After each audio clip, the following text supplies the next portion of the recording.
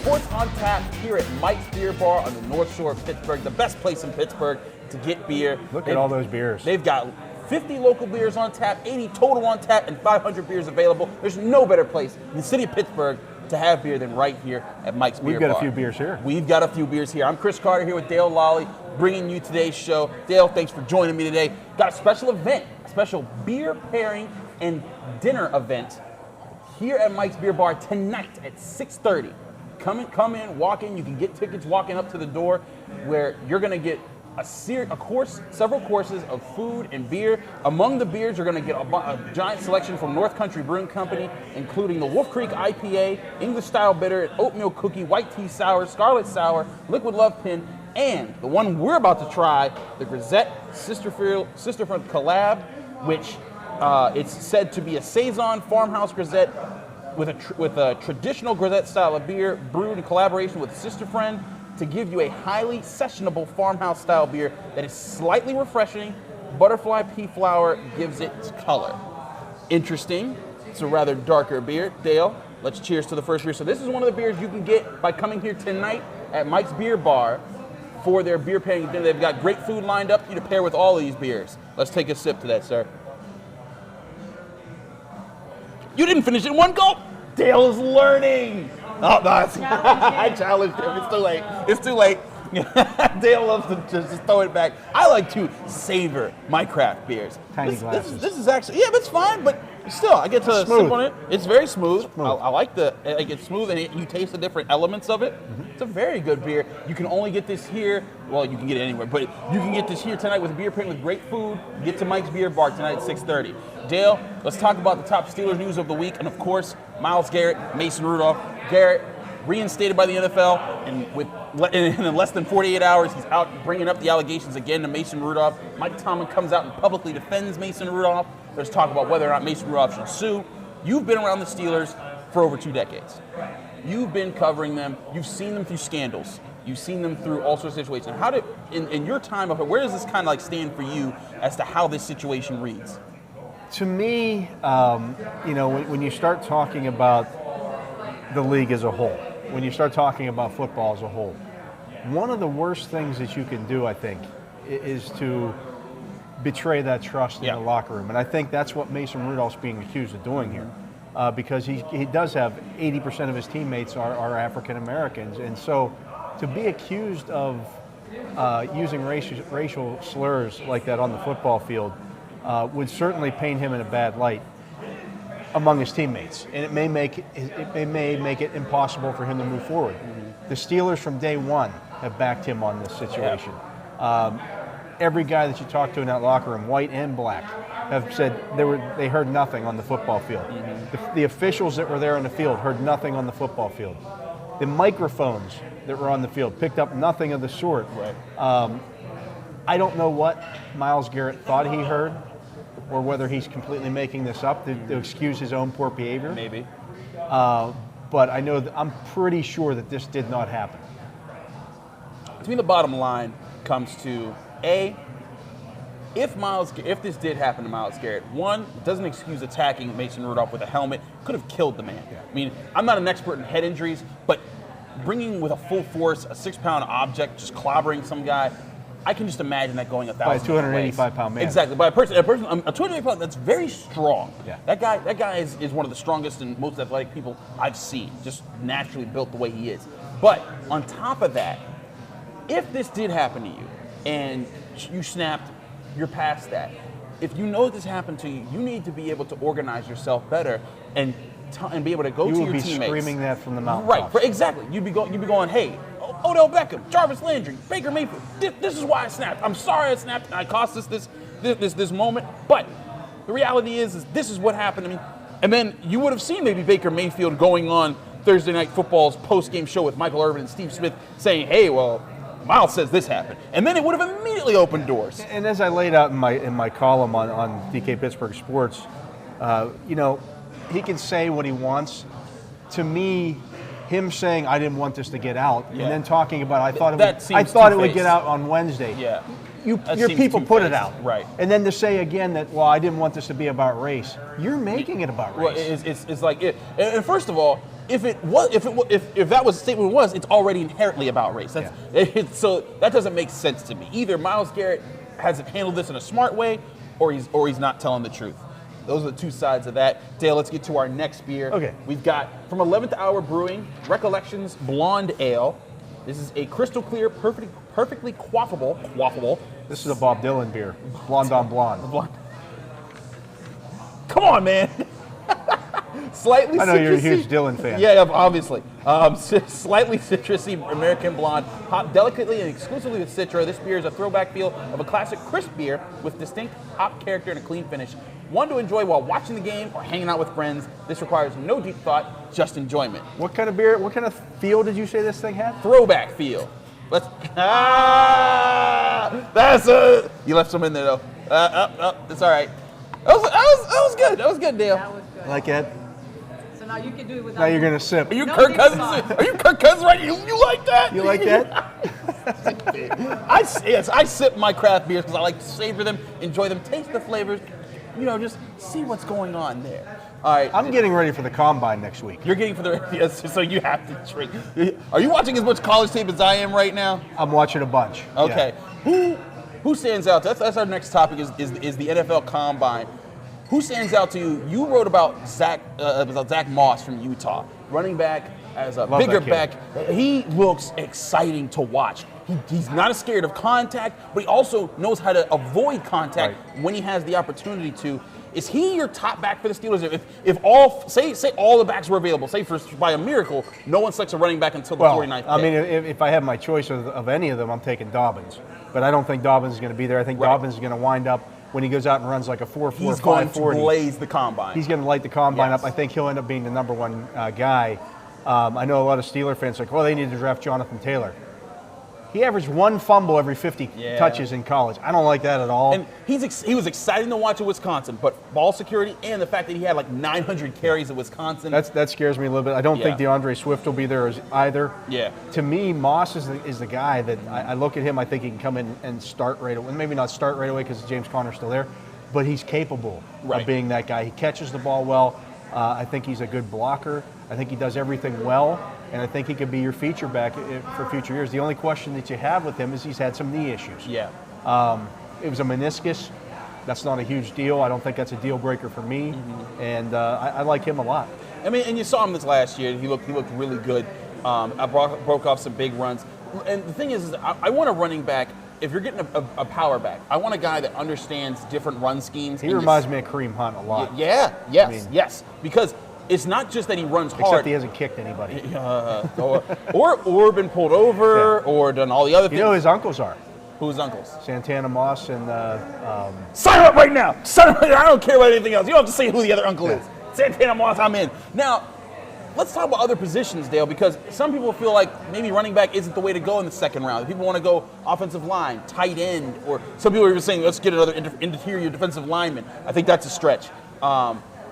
Is there another person that you're looking at, like at another position where you think, hey, if that guy does fall, it's worth to get that guy? Some people are talking to me about tight ends. I am not touching a tight end in this class. I don't like any of the tight ends in round two. Right. I think any guy that you take in round two is still going to be a project, and I think you can get guys in rounds even four and five. The guy I like is Ossie from UCLA. Ossie, okay.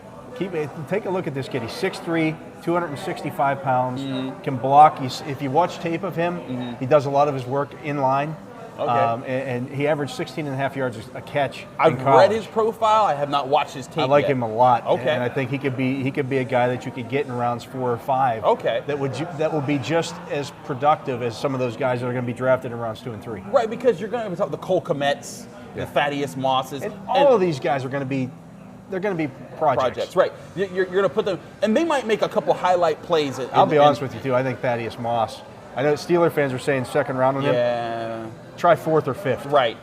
Also, people don't realize, if you actually look at his stats, he only has stats from this year. Yeah. He played like 2016, took a couple years off, and now he's back this year, and he really only had a couple highlight moments. If his name was Chris Carter, nobody'd be talking about No, him. they would be drafting me in the first round because all I do is catch touchdowns.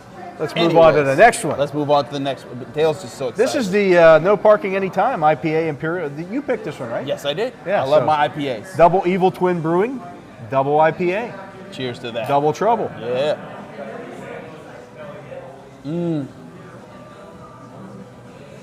That's good. That's good. Yeah. Take a while. Enjoy that. Man, I love me some double Sweet. IPAs. It's sweet, but I like there's still like that bite to it. It's not a bad beer. Not a bad one at all. All right, Dale. You like the IPAs. I love my You're a big IPAs. IPA fan. You just put anything IPA. Give me the hops. My favorite. I've even gotten growlers. People like the breweries will throw in the hops. Like literally, there'll be hops in the growler for me that I'll take home with me. It's brilliant. Anyways, really good beer. No parking anytime. Dale, I wanted to keep talking about moving forward the Steelers for next year.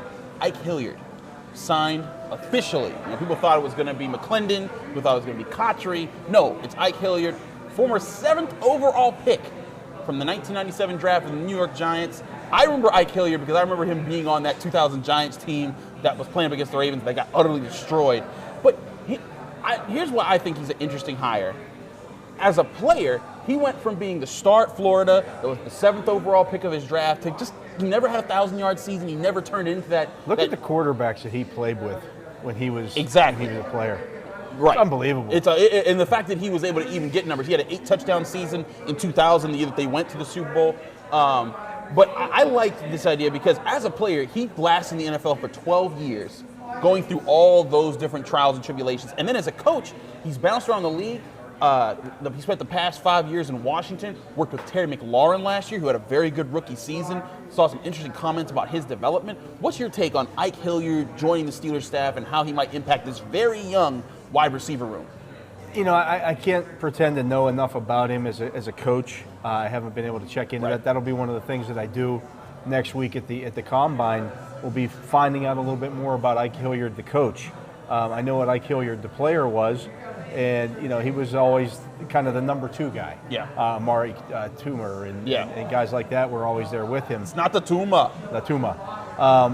But, you know, I do know that he played with bad quarterbacks. Yes. I mean, Dave Brown, Kent Graham, Kerry Collins. Oh, Kent Graham, I forgot that he was there. He got one, Danny Cannell was a quarterback one year, his buddy, you know. So, I mean, there was some bad quarterbacking there.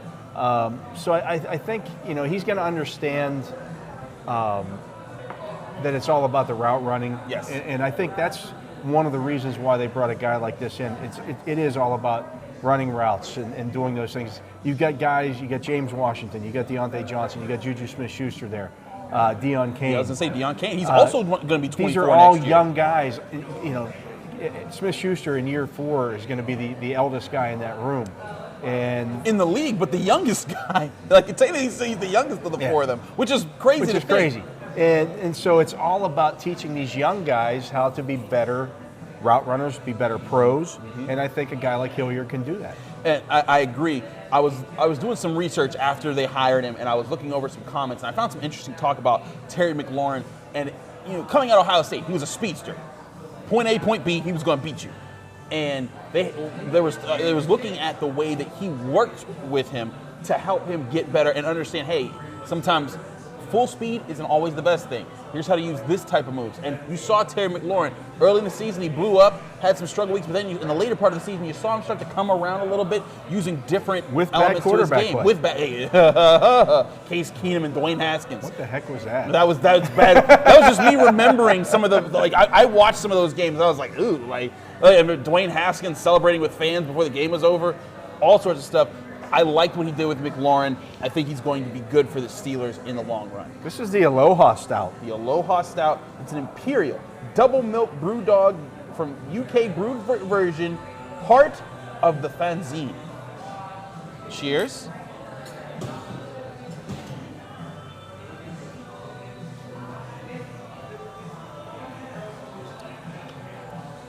It's not a bad stout. No, it's very smooth. Yeah, I normally, because stouts are usually my least favorite type of beers. A little bit of sour in there too. Right, like the sour's there, but none of it overpowers you. It allows it to balance itself. Wow, Aloha Stout. All right, don't know BrewDog. I see you. I see what you're doing there. All right, so Dale, I'm looking at the Steelers, and I'm going back to the draft and the combine because we talked about this a little bit earlier, but everyone wants to talk about. Well, no, I'm sorry. I'm going to free agency. That's what I was going because I think that's going to compound it. The big talk, of course, is Bud Dupree. The Steelers have said they're going to make him a priority. Now, it came out yesterday that Bud Dupree is looking for a new agent, or he's going to get. That doesn't bother me at all. Exactly. I'm with you because a lot of people started panicking. Oh, that means he's going to leave the Steelers. Do you think, if you had to put a percentage on it, what is your percentage chance that he's back with the Steelers next season? 100%. 100%. You think you're that confident? I think they're going to franchise him. I said like 85% because you know how there's always weird things that happen in the NFL, but 100. 0. I like how you did that knowingly for the camera. He thought backwards. 100%. This man is not drunk yet. And I won't get drunk on drinking these little things.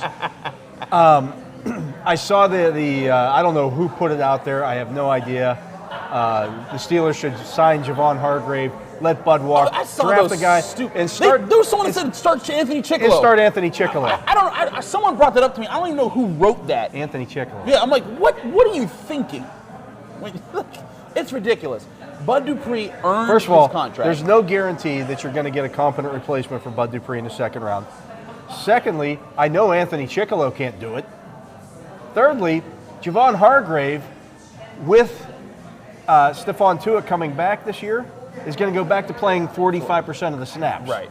Bud Dupree will play like 95. I'm not paying Javon Hargrave $12 million a year, which is what he's going to get on the open market. Yeah. I'm not paying him $12 million a year to be a 45% player. Right, and it's unfortunate. It's bad business. Right, it's bad, and it's unfortunate because a lot of people love the guy. He's Jay Wobble. He's a great guy. He's a great player. Guy. Yeah. But he's going to get paid more money than anybody thinks he's going to get paid. Right. He's going to get $12 or $13 million a year. Mark it down. Interior pass rushers make good money. And I think that's where Hargrave's at. It's fine. But right now, the Steelers have Cam Hayward, a first-team All-Pro interior defensive lineman, along with Stephon Tuitt, who was on the way. He was off to his best start. He was their best defensive player last year before he got hurt. And that's with T.J. Watt being on the same team. You can't afford to pay a third guy to back them up. All right, fine, jeez. Easy money. Kids. Kids, he says. Ridiculous. Okay. Dale, I just threw your game off. No, I'm running out of topics. What are we talking about? Compensatory pick. The compensatory picks are expected to be announced on Friday. But that will be tomorrow. Before we get to that, let's do our last beer. Do that. Yeah, because that's what that was supposed to be a cut, Dolly. All right. Staying out of this. Staying out of this. All right. Say hello and goodbye. Say hello and goodbye to this decadent delicacy, a smooth, flavored imperial milk stout of monarch proportions, waves of bitter and sweet wash across the palate, with erupting notes of toasted coconut, roasted coffee, and hints of sweet creme brulee, all melded into a malted tectonic plate. I just love the rhythm when you read those. It's almost like singing. Yes, I have a rhythm to how I sing. Coconut, I'm a little scared. Now that one's heavy. Yeah, I think this was the 10.2 one that I saw on the list. Oh, Dale, don't do it. No, it's 10.2%. It's 10.2%. What are you doing? No! That's how it's done, son. You don't chug craft beers. You enjoy them. I enjoyed that. I love this guy. All right, anyways, let's talk about the compensatory pick for the Steelers. This has been the debate since Le'Veon Bell. This is why didn't Dante show up. Moncrief was cut. Right. They needed to protect among this other pick. reasons. All those drops didn't contribute at all. But all things aside, this compensatory pick, when does this get announced, Dale? Like, when are we supposed to understand? It should be on Friday. This Friday. That should come down, and the Steelers are expected to get a third-round draft pick.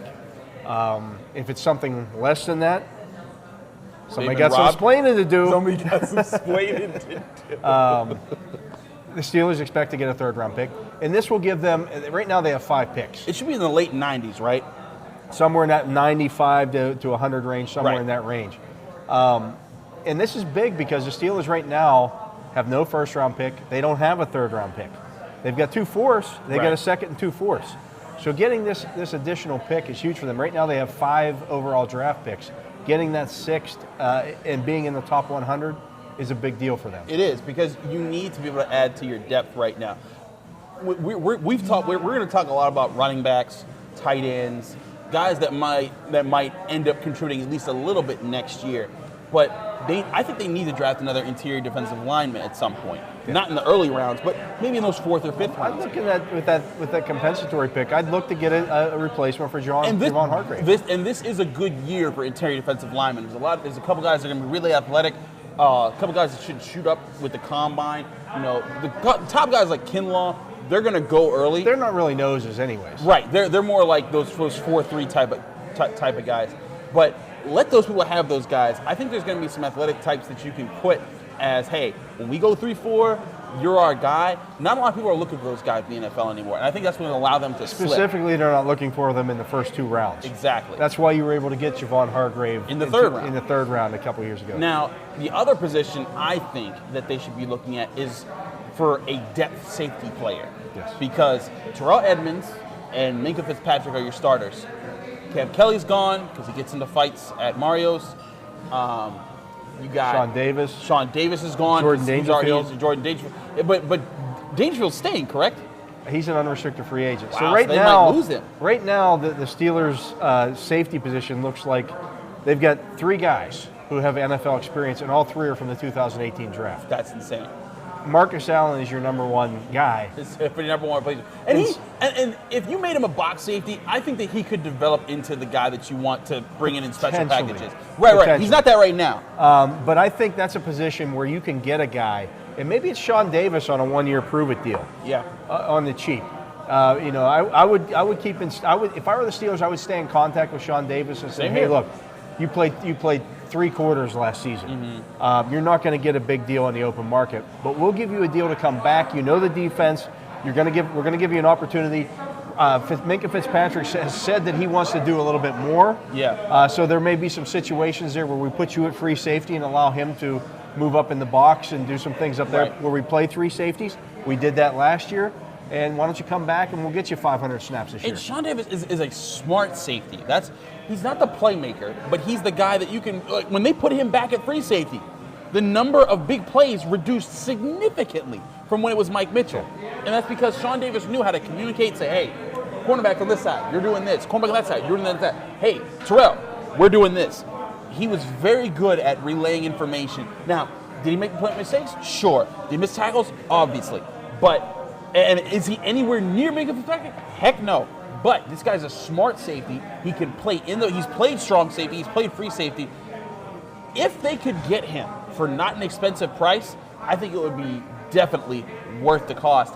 I just saw when he hired Drew Rosenhaus, I was just like, ugh. That doesn't bother. It doesn't bother you at all? The Steelers have a good relationship with Drew Rosenhaus. I mean, they do. People get caught up in the whole AB thing.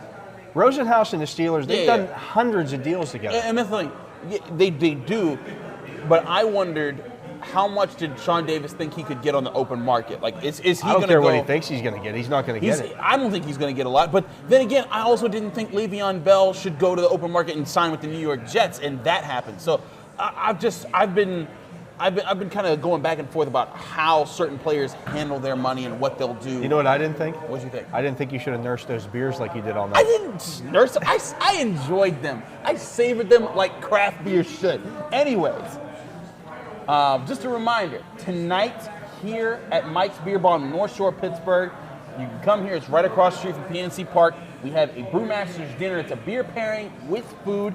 You can get here. It starts at 6:30, so get here a little early. But 6:30, you're going to get several choices of beer from North Country Brewing Company. We just tried the Grisette. That was good. It was very good. I suggest you try that. There's going to be several other beer pairings, as well as Wolf Creek IPA, English style beer, oatmeal cookie, white clear sour, all sorts of different beers that will pair with the food that you try here at Mike's Beer Bar. It'll be a great time. Get here tonight, Mike's Beer Bar. From Chris Carter and Dale Lally, thanks for watching Sports on Tap.